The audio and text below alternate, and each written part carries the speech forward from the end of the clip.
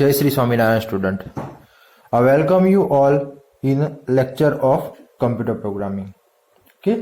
So in the previous lecture you learned about the do while loop. Okay. તો કે ગયા લેક્ચરની અંદર આપણે જે છે એ ડુ વાઇલ લૂપ વિશે જે છે એ ભણ્યા હતા. તો ડુ વાઇલ લૂપ જે છે એને આપણે એક્ઝિટ કંટ્રોલ લૂપ તરીકે ઓળખીએ છીએ. એક્ઝિટ કંટ્રોલ લૂપ એટલે કે એવી લૂપ જેની અંદર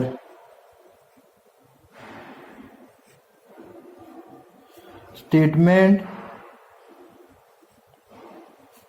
execute first and then condition is checked. એટલે કે ડુ વાઇલ લૂપ જે છે એ એક્ઝિટ કંટ્રોલ લૂપ છે કે જેની અંદર સૌથી પહેલા જે છે એ સ્ટેટમેન્ટ એક્ઝિક્યુટ થાય છે, પછી જે છે એની કન્ડિશન ચેક થાય છે. એના પછી જો આપણે એની સિન્ટેક્સની વાત કરીએ તો સિન્ટેક્સમાં કેવું છે કે ડુ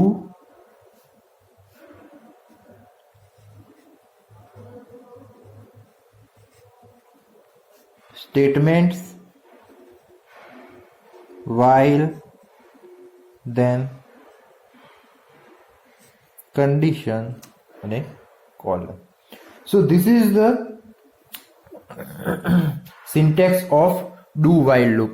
એટલે કે જ્યારે આપણે એવી કોઈ કન્ડિશન અથવા તો એવી સિચ્યુએશન ક્રિએટ થાય છે કે જેની અંદર સૌથી પહેલા આપણે સ્ટેટમેન્ટ ચેક કરવાનું થાય અને પછી કન્ડિશન ચેક કરવાની થાય, તો એવા સમયે જે છે એ આપણે ડુ વાઇલ લૂપનો ઉપયોગ કરીએ છીએ. ઓકે, સાથે આપણે જે છે એ એનું એક્ઝામ્પલ જે છે એ એક જોઈએ તો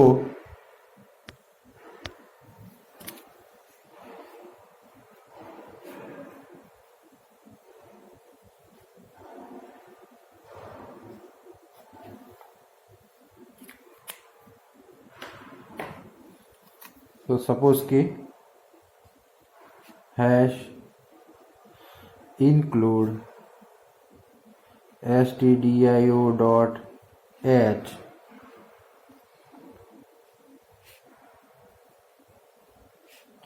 void main integer n is equal to 1 and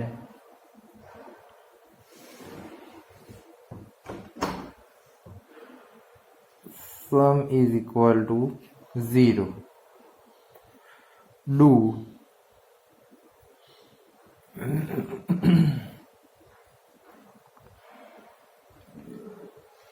sum is equal to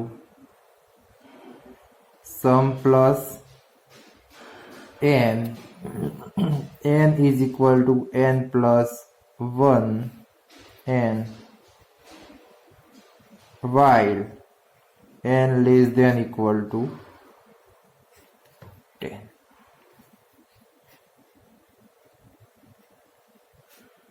Printf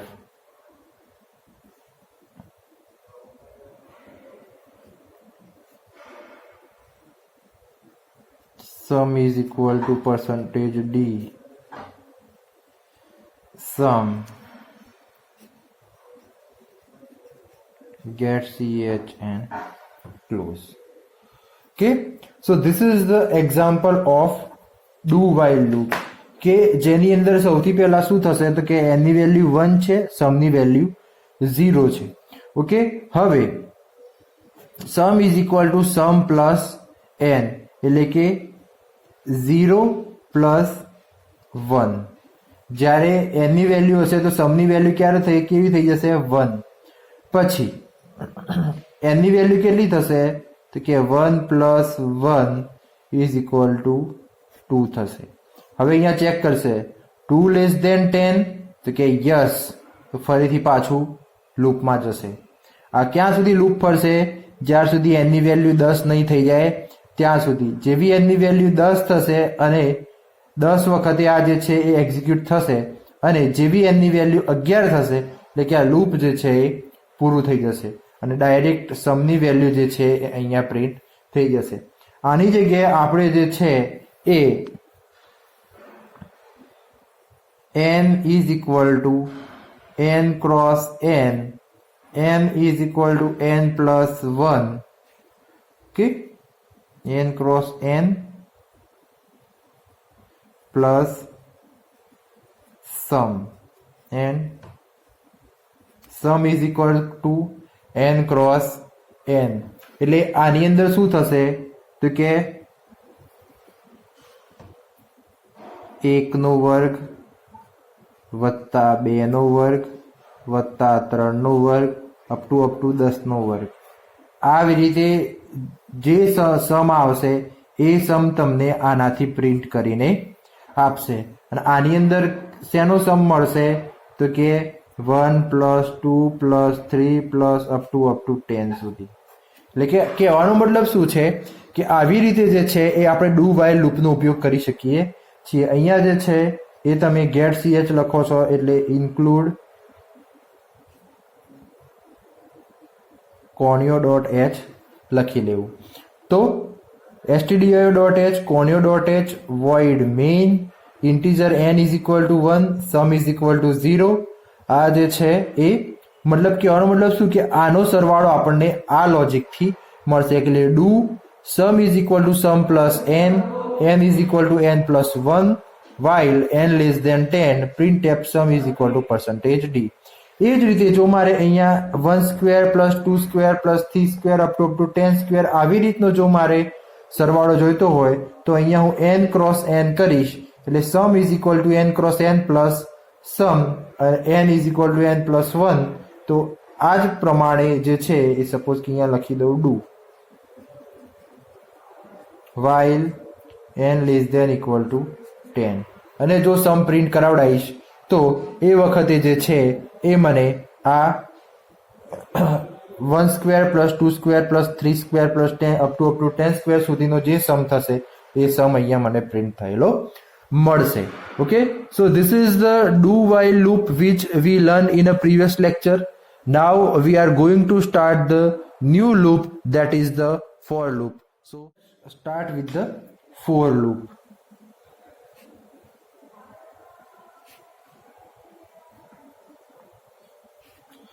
So let's see the general form of for loop.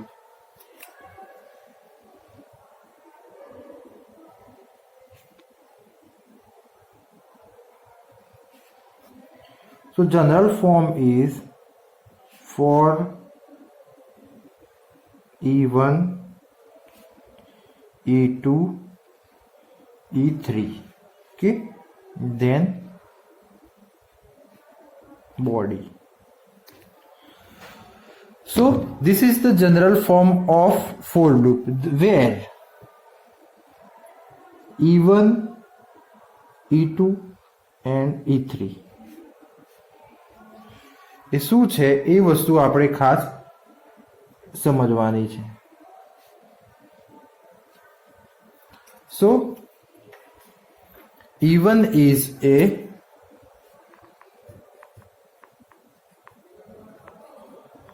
initialization, E2 is a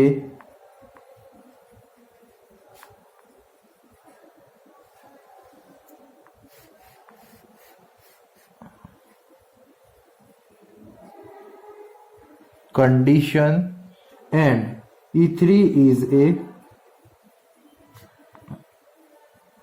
increment or decrement. Okay, so to write the any loop, કોઈ પણ loop હોય તો એ લૂપની અંદર there are a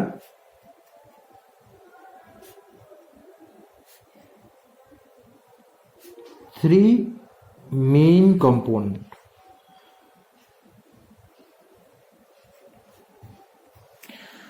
તો કોઈ પણ loop હોય તો એની અંદર જે છે એ મેઇન 3 કમ્પોનન્ટ હોય. સૌથી પહેલા એક ઇનિશિયલાઇઝેશન, બીજું કન્ડિશન, ત્રીજું ઇન્ક્રીમેન્ટ ઓર ડિક્રીમેન્ટ. તો આ 3 વગર જે છે એ લૂપ એસ્ટાબ્લિશ કરવી પોસિબલ નથી. તો એના માટે જે છે એ આપણે કેવી રીતે કરવાનું હોય એ વસ્તુ આપણે જોઈએ. તો અને એની સાથે આપણે કમ્પેરિઝન પણ જોઈ લઈએ કે કેવી રીતે હોય છે. સો આપણે લખીએ કે ભાઈ while loop, do while loop અને for loop. ઓકે, તો while loop ની અંદર જ્યારે આપણે લખીએ છીએ કે ભાઈ integer I is equal to 0, okay, એના પછી આપણે લખીએ છીએ while I less than equal to 10, પછી આપણે લખીએ છીએ અહીંયા I is equal to I plus 1,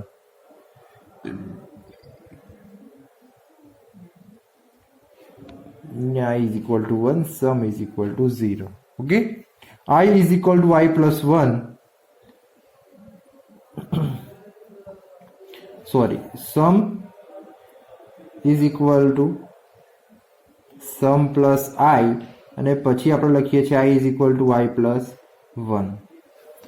okay, આ થઈ ગઈ while loop ની વાત. હવે do while ની વાત કરીએ તો સેમ એવી જ રીતે integer I is equal to 1, integer sum is equal to 0, do sum is equal to sum plus I is equal to I plus 1, while I less than equal to 10. અને જો આ જ વસ્તુ આપણે ફોર લૂપમાં લખવી હોય તો કેવી રીતે લખાય? તો કે integer I sum is equal to 0, I is equal to 0, I less than equal to 10, I plus plus, sum is equal to sum plus I is equal to I plus 1 અને 2. ઓકે, હવે આની અંદર આપણે જે છે એ increment, initialization અને આપણું જે છે કન્ડિશન એ શોધવાનું છે. તો જુઓ, સૌથી પહેલા આપણે જોઈએ ઇનિશિયલાઇઝેશન. તો while loop ની અંદર અહીંયા જે તમે જુઓ છો this is the initialization. એવી જ રીતે do while ની અંદર આ જે છે એ ઇનિશિયલાઇઝેશન છે અને for loop ની અંદર આ જે છે ને એ ઇનિશિયલાઇઝેશન છે. ઓકે, હવે નેક્સ્ટ કન્ડિશન. તો અહીંયા while loop ની અંદર આ જે લખેલું છે એ કન્ડિશન છે, અહીંયા do while ની અંદર અહીંયા જે લખેલું છે એ કન્ડિશન છે અને for loop ની અંદર આ જે લખેલું છે એ કન્ડિશન છે. અને છેલ્લી વસ્તુ increment. So this is here, this is the increment, this is the increment and here this is the increment. એટલે આપણે જે છે એ એને અહીંયા અલગથી લખવાની જરૂર નથી. તો કહેવાનો મતલબ શું છે કે આપણે અહીંયા જુઓ, અહીંયા શરૂઆતમાં ઇનિશિયલાઇઝેશન કર્યું, પછી આપણે કન્ડિશન લખી અને ઇન્ક્રીમેન્ટ કરાવડાવ્યું. ડુ વાઇલ લૂપની અંદર આપણે સૌથી પહેલા ઇનિશિયલાઇઝેશન કર્યું, પછી ઇન્ક્રીમેન્ટ કર્યું અને છેલ્લે કન્ડિશન આવી. ફોર લૂપની અંદર ઇનિશિયલાઇઝેશન, કન્ડિશન અને ઇન્ક્રીમેન્ટ. આ બધું જે છે એ આજુબાજુ જ રહેલું છે. સો કહેવાનો મતલબ શું છે કે જ્યારે આપણે કોઈ પણ લૂપ લખીએ તો એ વખતે ઇનિશિયલાઇઝેશન, કન્ડિશન અને ઇન્ક્રીમેન્ટ અથવા તો ડિક્રીમેન્ટ આ વસ્તુ લખવી જરૂરી જ છે. અને આપણે બધી જ લૂપની અંદર આ વસ્તુ લખીએ પણ છીએ, પણ આપણા ધ્યાનમાં એ વસ્તુ આવતી નથી કે આપણે એ વસ્તુ કઈ જગ્યાએ એક્ઝેક્ટલી લખી છે. પણ જ્યારે પણ આપણે લૂપ લખવાની થાય તો એ વખતે હંમેશા ઇનિશિયલાઇઝેશન, કન્ડિશન અને ઇન્ક્રીમેન્ટ અથવા તો ડિક્રીમેન્ટ એ પ્રોગ્રામની જરૂરિયાત પ્રમાણે જે છે એ આપણે લખવાનું જ હોય છે. પણ ફોર લૂપની અંદર અહીંયા જોઈ શકો છો કે આ બે લૂપની અંદર અલગ અલગ જગ્યાએ ઇન્ક્રીમેન્ટ અને ઇનિશિયલાઇઝેશન આપણે લખીએ છીએ અને કન્ડિશન. જ્યારે ફોર લૂપની અંદર આપણે 3 જે છે એ ભેગું લખીએ છીએ. એટલે કે સૌથી એડવાન્સ લૂપ જો કહેવાય તો એ જે છે ને એ ફોર લૂપ છે. કારણ કે ફોર લૂપની અંદર ઇન્ક્રીમેન્ટ, ઇનિશિયલાઇઝેશન અને કન્ડિશન એ બધી જ વસ્તુઓ જે છે એ એક જ જગ્યાએ આવી જાય છે. સાથે હવે આનું જે છે એ આપણે ફ્લો ચાર્ટ જો જોવો હોય તો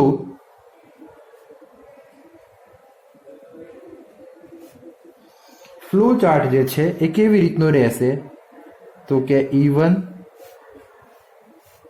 એક્સપ્રેશન, ઇનિશિયલાઇઝેશન કરાયું, પછી E2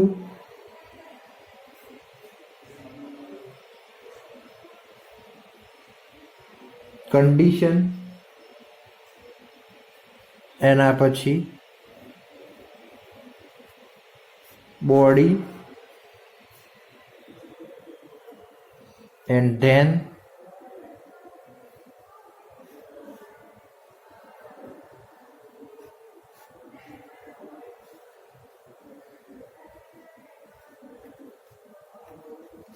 E3 એક્સપ્રેશન એટલે કે ઇન્ક્રીમેન્ટ અને ફરીથી પાછું કન્ડિશન. અને આ વસ્તુ ત્યાં સુધી નહીં થાય જ્યાં સુધી કન્ડિશન ફોલ્સ ના થાય.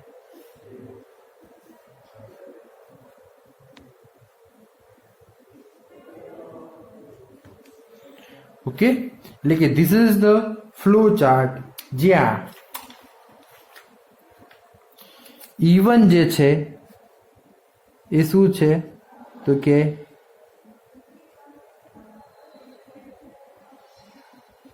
ઇનિશિયલાઇઝેશન, E2 શું છે તો કે કન્ડિશન અને E3 શું છે તો કે ઇન્ક્રીમેન્ટ અથવા તો ડિક્રીમેન્ટ. ઓકે, એટલે કે જ્યાં સુધી કન્ડિશન જે છે એ ટ્રુ હશે ત્યાં સુધી લૂપ જે છે એ સતત ફરશે. જ્યારે કન્ડિશન જે છે એ ફોલ્સ થશે એટલે આ સીધું જે છે એ શું થઈ જશે, ટર્મિનેટ થઈ જશે અને જે આન્સર હશે એ આવશે. બીજી વસ્તુ, હવે આપણને એવો પ્રશ્ન થાય કે ભાઈ ઇનિશિયલાઇઝેશનમાં શું લખવાનું? તો ઇનિશિયલાઇઝેશનની અંદર જે છે એ વેલ્યુ ક્યાંથી તમારે શરૂ કરવાની છે એ વસ્તુ તમારે લખવાની છે. ચલો એ વસ્તુ આપણે આગળ જોઈએ. સો અત્યારે આપણે એ શીખી રહ્યા છીએ કે લૂપ કેવી રીતે એક્ઝેક્ટલી લખવાની. તો સૌથી પહેલા જે છે એ initialization.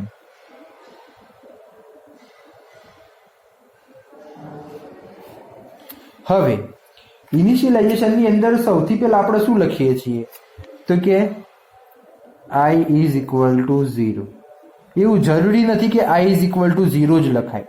I is equal to કોઈ પણ વસ્તુ લખાય, પણ ઇનિશિયલાઇઝેશનમાં હંમેશા આવે શું તો કે the value start from. એટલે કે વેલ્યુ જે છે ક્યાંથી સ્ટાર્ટ થાય છે એ વસ્તુ જે છે એ લખવાનું છે. ફોર એક્ઝામ્પલ આપણે એક પ્રોગ્રામ બનાવીએ છીએ જેની વેલ્યુ જે છે જે 1 + 2 + 3 + અપ ટુ 10 તો કે 1 થી 10 સુધીનો સરવાળો કેટલો થાય છે એ વસ્તુ મારે જોઈએ છે। તો આ લૂપ માટે અહીંયા જોવાનું કે શરૂ ક્યાંથી થાય છે તો કે 1 થી।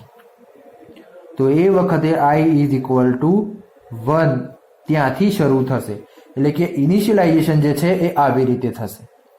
હવે આપણે બીજું એક્ઝામ્પલ જોઈએ કે ક્યારેક તમને એવું આપ્યું હોય કે 11 plus 12 plus up to plus 14 આ કેટલા થાય તો એ વખતે I ની વેલ્યુ જે છે એ 11 થશે એ વખતે 1 થશે નહીં। એટલે હંમેશા યાદ રાખવાનું કે આપણે ઇનિશિયલાઇઝેશન અને બીજી વસ્તુ કે ઇનિશિયલાઇઝેશનમાં I જ લેવું એ પણ જરૂરી નથી। I સિવાય તમે કોઈ પણ વેરિયેબલ લઈ શકો છો, પણ ઇનિશિયલાઇઝેશનમાં હંમેશા એ લખવાનું કે આપણું એક્ઝિક્યુશન કઈ વેલ્યુથી શરૂ થશે, કન્ડિશનમાં એ લખવાનું કે એ વેલ્યુ ક્યાં સુધી જશે। ઓકે, હવે જો આપણે શરૂ ક્યાંથી થશે તો એ ઇનિશિયલાઇઝેશનમાં લખવાનું। હવે બીજી વાત કરીએ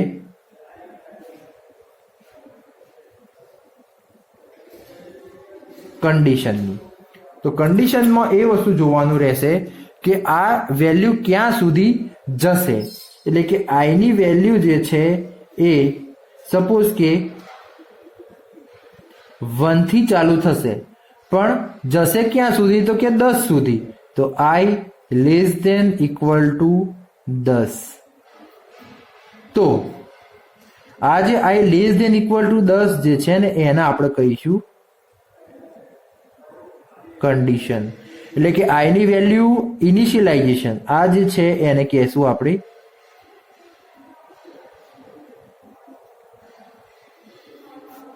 તો I ઇઝ ઇક્વલ ટુ 1 એટલે કે ઇનિશિયલાઇઝેશન શરૂઆત જે છે ઇનિશિયલાઇઝેશન એટલે આપણે લખીએ શરૂઆત અથવા તો આપણે લખીએ સ્ટાર્ટિંગ। તો કે શરૂઆત ક્યાંથી થશે તો કે 1 થી ક્યાં સુધી જશે તો કે 10 સુધી। તો આ જે છે એને કહેવાય અંત અથવા તો એન્ડ એટલે કે એન્ડિંગ। એટલે કે શરૂઆત જે છે એ 1 થી થશે પણ એન્ડિંગ ક્યાં થશે તો કે 10।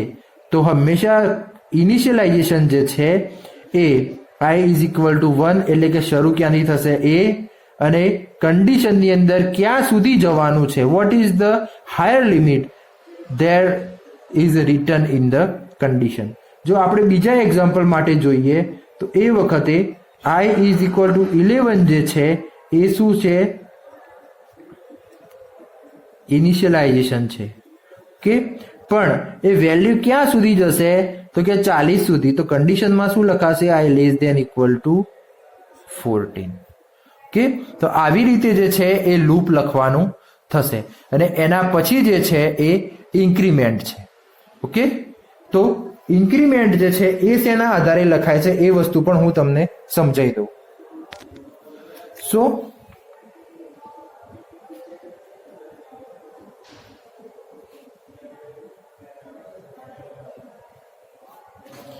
ઇન્ક્રીમેન્ટ જે છે એ શેના આધારે થાય છે તો કે ઇન્ક્રીમેન્ટ જે છે એ સપોઝ કે આપણે અહીંયા લખ્યું છે કે 1 plus 2 plus 3 plus 4 plus up to plus 10। તો અહીંયા જે છે એ તમે જોઈ શકો છો કે આ ડિફરન્સ જે છે એ કેટલાનો છે 1 નો છે।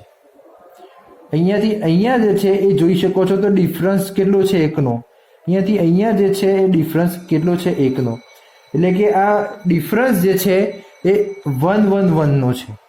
એટલે આપણે ઇન્ક્રીમેન્ટમાં I is equal to I plus 1 અથવા તો I પ્લસ પ્લસ લખીએ છીએ। જો આની જગ્યાએ વેલ્યુ આવી રીતે આપેલી હોય કે 2 plus 4 plus 6 up to plus 20, તો આવા સમયે જે છે એ ઇન્ક્રીમેન્ટની વેલ્યુ જે છે એ ચેન્જ થઈ જશે। એટલે કે એ વખતે જે છે એ I is equal to I plus 2 આવી રીતે તમારે લખવાનું રહેશે, કારણ કે અહીંયા વેલ્યુ જે છે એ 2222 બાઉન્સ થાય છે. ઓકે, એટલે કે ઇન્ક્રીમેન્ટ અને ડિક્રીમેન્ટ, આ એવું નથી કે ઇન્ક્રીમેન્ટ જ લખાય, એની જોડે ડિક્રીમેન્ટ પણ આવશે, પણ એ પ્રોગ્રામની રિક્વાયરમેન્ટ પ્રમાણે આવશે. એટલે આ વસ્તુ ખાસ એક વસ્તુ ધ્યાનમાં લેવાની છે કે આવી રીતે આપેલું હોય 1 + 2 + 3 + અપ ટુ 100, તો એ વખતે જે છે એ ઇનિશિયલાઇઝેશન થશે,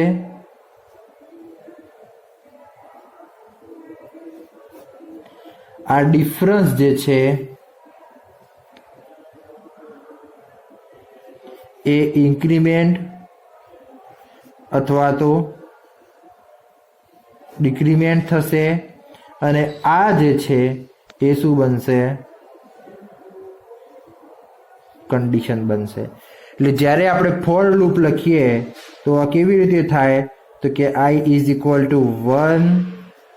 i <= 100, i++, એટલે કે આ જે છે એ ઇનિશિયલાઇઝેશન થયું, આ જે છે એ ઇન્ક્રીમેન્ટ ડિક્રીમેન્ટ થયું, ને this is the condition. Okay, એટલે કે આવી રીતે જે છે એ ફોર લૂપ અથવા તો કોઈ પણ લૂપ જે છે એ લખાશે. એટલે કે i = 1 એ અહીંયા આના આધારે લખાશે, i <= 100 એ આના આધારે લખાશે, અને i++ તો કે આ કેટલો ડિફરન્સ છે એના આધારે i ની વેલ્યુ લખાશે.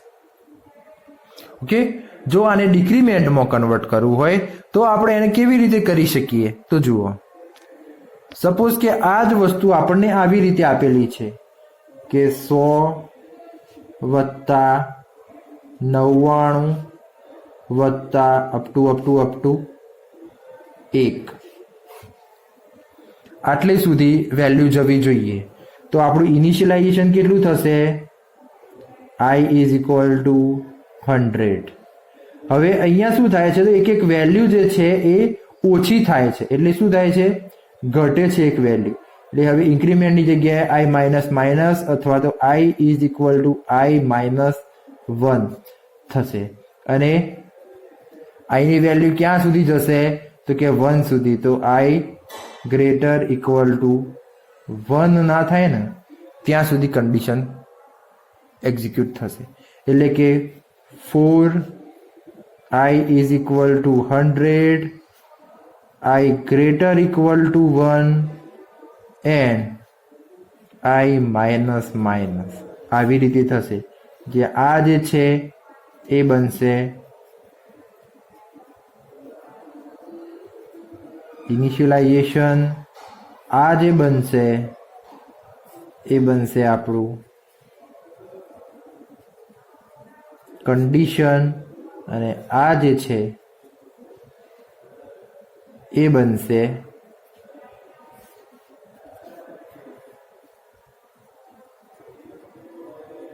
ડિક્રીમેન્ટ.